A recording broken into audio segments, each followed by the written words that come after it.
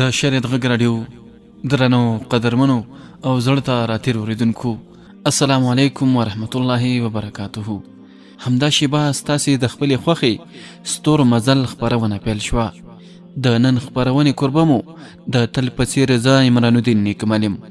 درنو او قدرمنو اورېدونکو، نن درته د ستور مزل په خپرونه کې د سلطان نورالدین محمود زنګي د داستان یا ناول 19مه برخه دراوړم. خو وړاندې له دې چې د 19مې برخې د نشر ور پرانیزم، لومړی ورځمه د تېرې برخې وروستۍ جملې دراوړم چې تېره 13مه برخه په کومو جملو او کومو کلماتو پای ته رسېدلې وه. تاسې د سلطان نورالدین محمود زنګي د داستان یا ناول په تېره 13مه برخه کې اورېدلي چې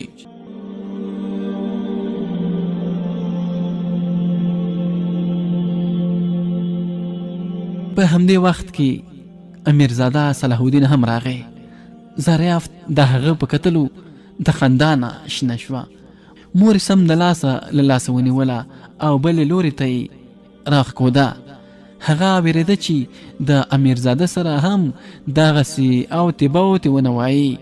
صلاح الدین هم د راننوتلو سره سم نیغ د خپلې مور کوټې ته ورغی.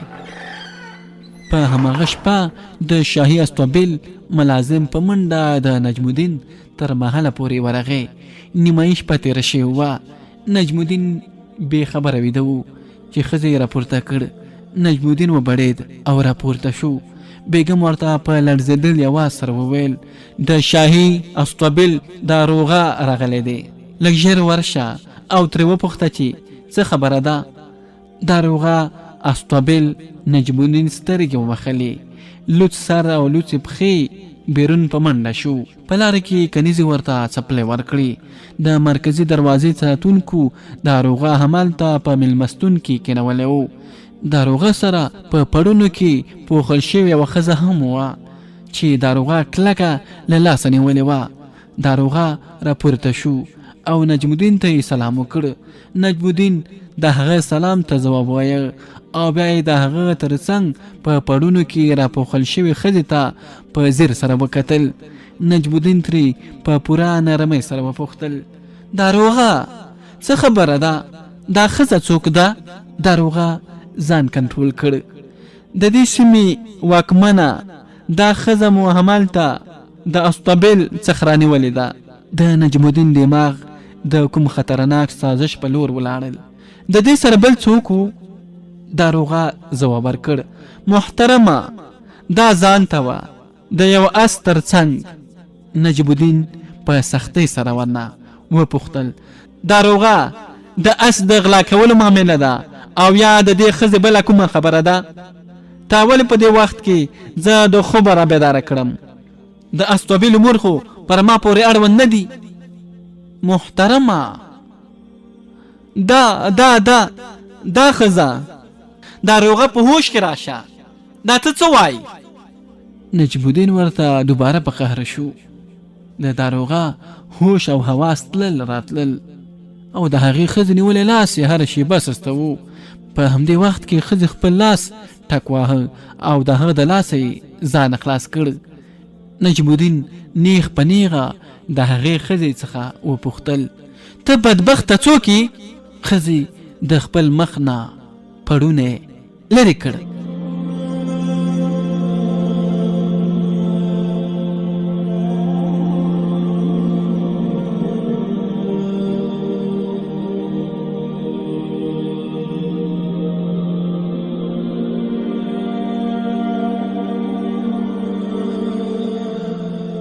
درنو اورېدونکو، تاسې واورېدل چې تېره 13مه برخه په کومو جملو او کومو کلماتو پای ته رسېدلې وه.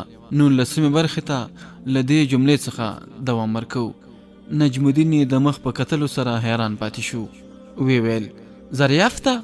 بیا یې ډېر ژر ځان کنټرول کړ او ترې وپوښتل چې په استوبل کې دې څه کول؟ زریافت ورته په پوره معصومیت سره ځواب ورکړ، هو ما د هیچ چا څخه نه وپوښتلي. نجم الدین د غصې نه سر وخوځاوه. بیا یې شاته وکتل. هلته د محل 2 وینځي او یو غلام هم ولاړ و. نجم الدین یو غلام ته حکم وکړ، د محل څومره ساتونکي چې په پهره ولاړ دي، ټول را وغواړه. غلام د حکم سره سم بیرون ولاړ. نجم الدین د ناروغه څخه یو ځل بیا وپوښتل دا نجلۍ دې چیرې او په کوم ځای کې نیولې ده؟ ناروغه په ټیټ اواز سره ځواب ورکړ دننه په استوبیل کې او د یوه تر څنګ. د نجم الدین قهر او غصه لږه لږه زیاتېدله. پوښتنه دا ده چې دریافت هلته څنګه ورسېده؟ د استوبیل ټول ساتونکي چیرې مړه شوي وو؟ ناروغه په لړزان اواز سره وویل محترمه، زما سوګند چې د استوبیل ټول ساتونکي په خپلو ځایونو کې ویښ ناست او خپله پیری کوله. ستا مقصد دا ده چې دا الوتې او هلته یې ځان ورسولی دی؟ نجم الدین نور د غصې نه رپېده. پهره همداسې کېږي؟ که همداسې وي نو هره ورځ به یو اس غلا کېږي او تاسو به په ارامۍ سره خنداګانې خوشحالي کوئ؟ نه محترمه، زه دا به همدا اوس داګیزه شي. د دې خبرې سره سم نجم الدین د دریافت څنګ ته ورغی او ودرېد. د دریافت نه یې وپوښتل لومړی خو راته دا ووایه چې کله چې زموږ د محل نه بیرون وتلې نو څومره پهرداران موجود وو؟ دریافت ورته په یوه خوله ځواب ورکړ 8 ساتونکي وو. نجم الدین نور هم اور واغست او ورته وویل د الله غضب د دوی ووهي. 8 کسان موجود هم وو او په دوی کې یو نو داسې چې تا راستنه کړي. آیا هغوی ټول ستا دوستان دي؟ دریافت په ژړا پیل وکړ نه محترمه، سوګند یادوم ما تر اوسه پورې د هغوی د یو کس سره هم خبرې نه دي کړي. زه یې د سر پیژنم نه. چپ ودرېږه، ژړا دې بنده کړه. د نجم الدین د سخت اواز سره سم دریافت یې خپله ژړا بنده کړه. نجم الدین د هغه ځایه ولاړ او ناروغه څنګ ته ورغی. ورته یې وویل دا نجلۍ چې داس تر څنګ ولاړه وه څه یې کول؟ ناروغه ساه واخیسته. محترمه، زه د معمول په مطابق په ګشت باندې وم. کله چې د استوبیل مرکزي دروازې ته ورسېدم نو ما ته د ننه څخه د چا د خبرو اواز راغی. ما د دروازې قلف وکتلو، هغه هم بند و. پهرداران مې وکتل، ټول په خپلو وظایفو کې بیدار او حاضر وو او په خپلو ځایونو کې ولاړ وو. زه حیران شوم. ما د دروازې سره غوږ نږدې کړ او د یوې ښځې اواز مې تر غوږو شو. سم د لاسه مې قلف فرانست او د څو کسو پهردارانو سره یو ځای دننه ورغلم. ساتونکو شمې بلې کړې. د هغې په رڼا کې زما سترګې په هغې جنګله ونښتې چې شاتوری اس پکې ولاړ دی. نجم الدین ترې په حیرانتیا سره وپوښتل کوم شاتوری اس؟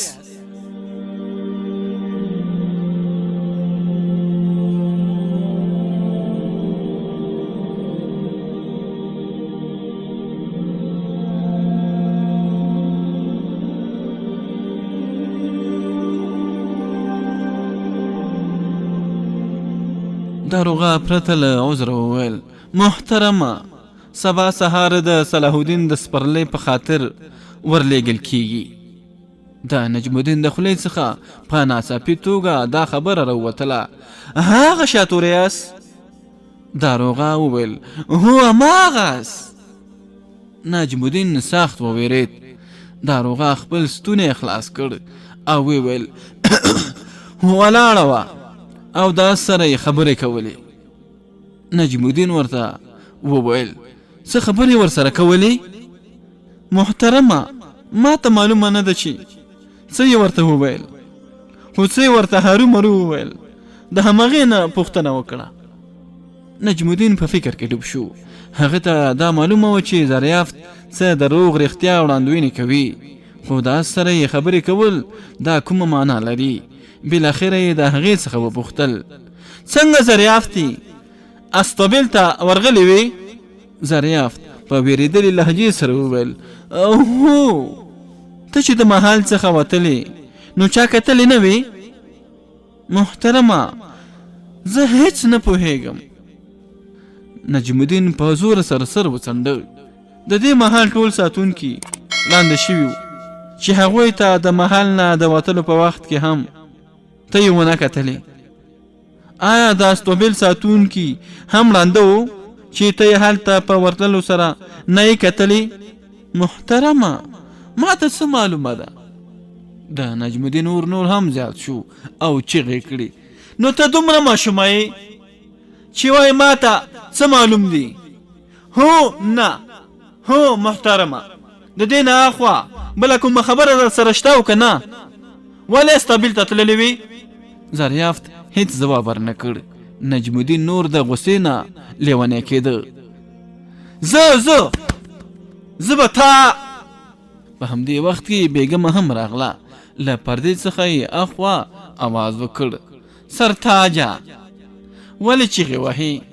تر نیمې شپې هم زیات وخت تیر شوی دی او په محل کې دا شور څه پېښ شوي دي؟ په همدې وخت کې د بیګم سترګې په زریافت باندې ولګېدې. چیغې یې کړې او ویې ویل کم بختې ته دلته په دې وخت کې څه کوې؟ لږه خو دلته راشه. زریافت هم په داسې حال کې چې خپلې اوښکې پاکولې د هغې څنګ ته ورغله.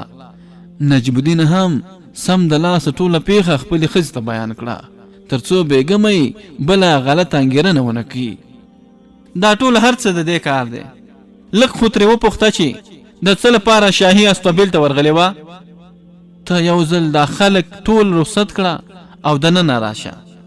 بیګم دا خبره وکړه او دننه ولاړه. نجم الدین د استوبیل داروغه ته وکتل. ورته یې وویل وروره اوس خو داوا د بیګمې حضور ته ورغله.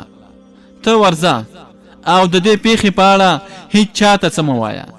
که چیرې خبره لویه شوه نو بیا به زه ستا لورې ته درسم. د شاهي استوبیل داروغه سر ټیټ کړ او روان شو. نجم الدین هم بیرته محل ته راغی. دهلیز ته به را رسېدلی و چې د خپلې ښځې لوړه اواز یې واورېدل او ورته یې وویل ته د څه لپاره هلته ورغلی وې؟ د چا نه دې پوښتنه کړې وه؟ ته د دې محل وینځی او که مالکه هر چیرې دی چې زړه غواړي هغه لور ته ورځئ. ستا په سترګو کې د حیا اوبه له منځه تللي دي. هو پهرهدار دې د ځانه سره ملګری ساتلی دی. هغوی هم تا ته پوره ازادي درکړې ده. نه ورځ ګړې او نه شپه. کله دې چې زړه غوښتي بیرون ووځي د چا څخه خو دې هم سترګې نه سوځي.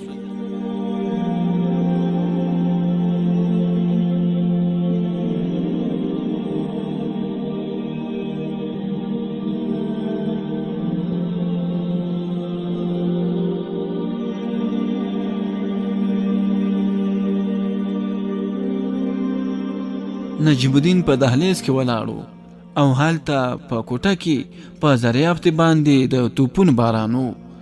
زریافت همورې داسې وی لکه په هیڅ چې نه پوهېږي. هملته وی خواته حیرانې ولاړې وي. زریافت په دې پوهېده چې د بیګمې غوسه لکه د زګ په څیر یو ناڅاپي راپورته کېږي او بیا ډېره ژر له منځه ځي. د هغې مور هم هغه پوه کړې وه او ورته ویلي وو که چېرته د مالک یا ملکې غوسه راشي نو د هغې د سړولو یوازینی علاج دا دی چې چوپ او مکمله چوپتیا اختیار کړه. غوسه کوونکی په خپله د قهره لویږي. خو نن د مالکې د خولې زګ دومره زیات و چې د کېناستلو دره کې هم نه لګېده. نجم الدین زنګي د دې چغو او ذوق څخه نور ستومانه شوی و. د ښځې لورې ته راغی. هغې د خپلې ښځې تر مخ ډېرې کمې خبرې کولې. خو د بیګم تاوې دومره پورته و چې په خپله یې هم نشو کولی را کمې کړي او دا ورته اوس خپله بېعزتي هم ښکارېده. د هغې خبرو هغه په خپله حق پک کړی و. د زریافت په وجود کې خو بلکل وینه ولاړه وه. دا څه شور غال مه جوړ کړی او ټول محل مو په سر راخیستی. د دې وینځې لور خو نوره د خپل حد څخه تېره شوې ده.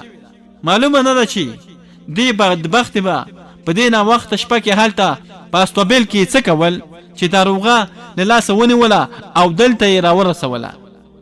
زریافت په ژړا کې دا خبره وکړه سوګند یادوم چې ما یوازې دا سره خبرې کولې. خو نجم الدین هغه د خبر په منځ کې ورټله. نجم الدین په زریافت باندې په قهر شو. ورته ویل د اس سره د خبرې کولې ها؟ اس دې څه دی؟ ولې هغې یو دوه لغتې ونه وهلې؟ د الله تعالی غضب دې ته ووهي.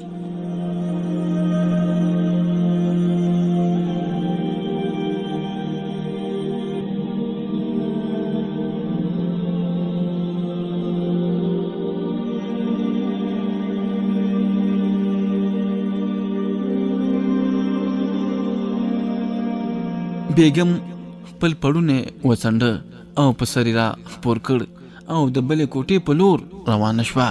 تر سهار پورې صبر وکړه. سهار به دا د دې ځای وشړم.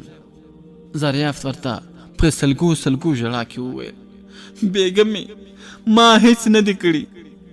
د مور په نامه سوګند یادوم چې ما د سره څو خبرې کړې دي. بیګم په تللو کې یو ځل بیا وپوښتل او تم شوه. وی ویل: بیا اس څه جواب درکړ؟ زریافت په ډیره کلکه توګه دا خبره وکړه. هغې زما خبره ومنله. بیګم بیا 2 قدمه راورسته شوه او خپل مړه ته یې وویل: وا دې اورېدل چې وایي دا سره مې خبرې وکړې او هغې هم زما خبرې ومنلې. منلې یې هم همداسې دي چې هغه هر ور نږدې کودونکي ته 2 لغتې هم ورکوي او په دې داسې مهربان شوی چې خبرې هم ورسره کړي دي. نجم الدین دا خبره داسې وکړه لکه یو څوک چې په چا باندې ملنډې وهي. رښتیا وایم محترم، هغه سر وخوځاوه او پښې هم په ځمکه راښکودې او وعده یې هم وکړه چې سبا به هغه داسې کوم ناوړه حرکت نه کوي. زریافت په خپله خبره باندې کلکه ولاړه وه او غوښتلې چې بیګم او میړی نجم الدین هم دواړه قانع کړي. بیګم نوره تنګه شوه او ترې ویې پوښتل: ښه صحیح ده، اوس خو راته دا ووایه چې تا اس ته څه ویلي دي؟ زریافت ورته په ډېر معصومیت سره وویل: ما ورته وویل چې سبا چې امیرزاده په تا باندې سپرېږي نو کوم ناوړه حرکت ونه کړي. نجم الدین خپلې ښځې ته وکتل او ورته وویل: ګوره څومره ژر خبره جوړه کړه، زه خو په هیڅ پوه نه شوم. ښځې ځان وویست: سهار به دا دواړه مور او لور د دې ځایه وختي وشړم تر څو دماغونه یې جوړ شي. ما خو د دوی سره تر اوسه پورې د ډېر مراعات نه کار اخیستی دی.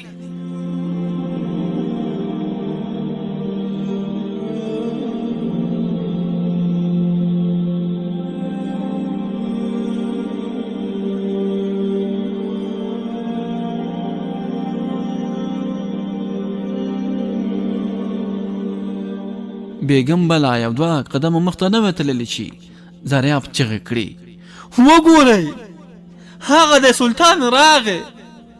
بیګم ناڅاپه تم شوه. نجم الدین هم خپل سر راپورته کړ. مخامخ په دهلیز کې صلاح الدین سترګې مخلي او را روانو. بیګم ورمخته شوه او د خپل زوی لپاره لاسونه پرانیستل او ورغاړې وتله. د زوی په کتلو سره د نجم الدین تندی هم تریو شو. وی ویل: ته ولې راویښ شوې زویه؟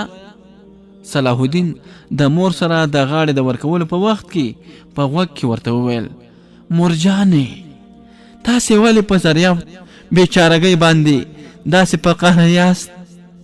دا نجلۍ څه بل ډول نجلۍ ده؟ په دنیا کې هر ډول مخلوقات شته. موږ ته څه معلومه ده چې څوک په کوم حال کې او څوک په کومه بڼه راځي؟ بیګم نجم الدین ټکان شانتې وخوړو. په کراره یې وویل: زما دې توبه وي، پس له دې به زه زریافت ته هېڅ ونه وایم. هغه خو ستا ستروالی غواړي. مورجانې، دا خبرې اوس پرېږده. صلاح الدین د خوب راویښ شوی او یوه خبره یې وکړه: الله تعالی چې څه کول غواړي نو د هغې د کولو لپاره اسباب او وسایل هم برابروي. بیا بیګم نجم الدین زریافت ته وویل: صحیح ده زویه، زریافت ورځه، د خپل مور سره دې ولاړه شه. زریافت او مورې د ډاډ ساه واخیسته او د هغه ځای داسې په تیزۍ ورکې شوې لکه د خره د سر نه چې ښکرونه ورک شوي وي.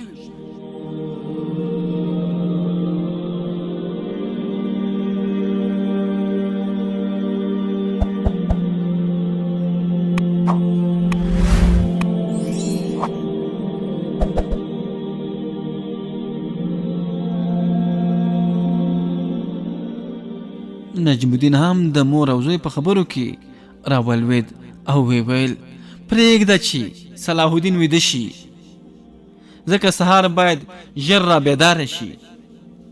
بیګم ورته سم د لاسه ځواب ورکړ او ورته وویل هغه ته معلومه ده ماشوم نه دی، ته ورځه آرام وکړه. نجم الدین خپلې ښځې ته د ځواب ورکولو پرته د خپل خوب کوټې ته ولاړ. د ټولو د تللو وروسته بیګم ورته وویل سبا په دربار کې ستا امتحان دی، ښه ده زویه ته هم لاړ شه او ویده شه. صلاح الدین ورته وخندل مور جانې ته ولې اندېښنه لرې؟ په داسې سلګونو امتحانونو کې بریالی شوی یم، بس ستا دعاګانو ته ضرورت لرم مور جانې. زما خو هره شیبه ژبه تا ته په دعاګانو باندې لمده وي. بیا بیګمې خپل دواړه لاسونه پورته کړل او وی ویل الله تعالی دې تا بریالی کړي زویه، بس د هغې پاگل اس په اړه لږ څه فکر هم کوه. درنې مور جانې دا ته څه وایې؟ که چیرې زه یو بېواکه اس په واک کې رانولم نو بیا به باغیان او دښمنان څنګه او څه ډول تر پښو لاندې کړم؟ د دې خبرې سره یې سر راپورته کړ او د مشالونو په رڼا کې سترګې وځلېدې.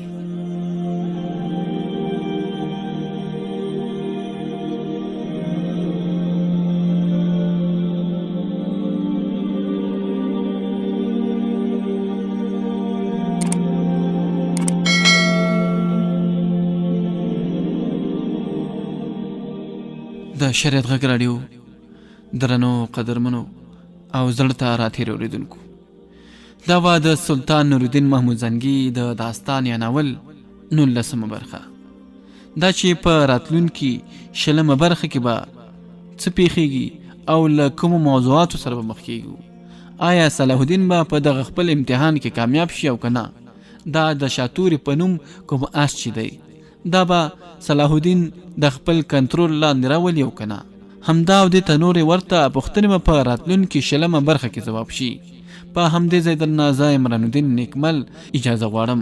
تاسو چې هر چېرته استئ خوشحاله او سوکاله ژوند ولرئ. الله مو مل ښه وختونه ولرئ.